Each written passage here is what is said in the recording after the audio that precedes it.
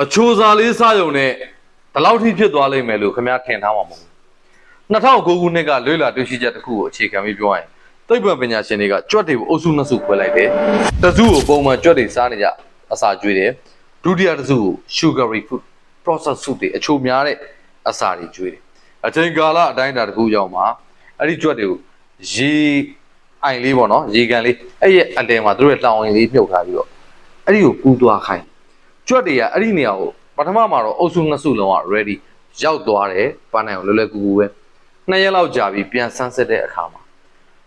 အခုနကတဘာဝပုံမှန်အစားအသောက်စားနေတဲ့ကြွက်တွေက ACD ပန်းနိုင်အောင်ပြန်ဝင်တယ် sugary food တွေစားတဲ့ကြွက်တွေကတဝဲလေလေနဲ့သူတို့ရဲ့လောင်အိမ်ပဲနေရာရှိမှသူတို့မသိပဲနဲ့တိုင်ပတ်အချိန်တွေကုန်သွားတော့တွေ့ရတယ်အဲ့ဒီဟာကိုအခြေခံပြီးတော့သူတို့ကောက်ချက်ချတာက processed food တွေနဲ့အချိုးစားတွေကိုစားလိုက်ခြင်းကအစာရင်နဲ့ဥလန်းချောင်းမှာ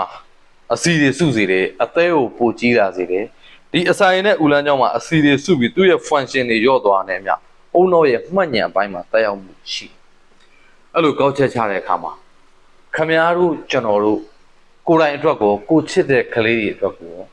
healthy ဖြစ်တာကျွေးနေတာလားအရသာရှိပြီးစားကောင်းတဲ့ processed food တွေ sugary food တွေကျွေးနေတာဒါဆိုရင်ကလေးညံမကောင်းဘူးလို့အာယုံစူးစိုက်မှုမရှိဘူးလို့ပြောနေတာမှားနေတယ်အဲ့ဒီဟာကျွေးနေတဲ့မိတ်ဆွေတို့ကျွန်တော်တို့ရဲ့အဖြစ်ပါတွေးစရာတစ်ခုရရင် yes လို့မှတ်ပေးပါကျွန်တော်ကိုနိုင်ဦးပါကျေးဇူးတင်ပါတယ်